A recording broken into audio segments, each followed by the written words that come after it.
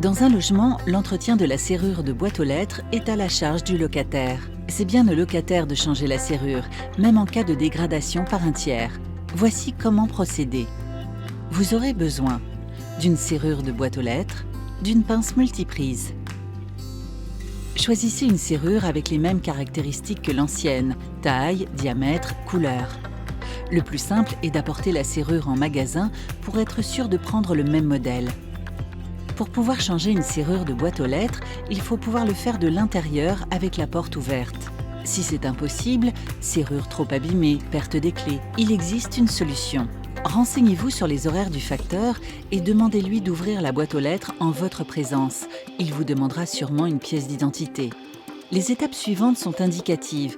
Elles dépendent du modèle de serrure. Il peut être utile de prendre une photo du mécanisme assemblé avant de le démonter. Peu importe le modèle de votre serrure de boîte aux lettres, vous devrez retirer les éléments les uns après les autres, puis refaire les étapes dans le sens inverse avec la nouvelle serrure. Dévissez l'écrou à la main ou à l'aide d'une pince. Retirez l'écrou et le loquet.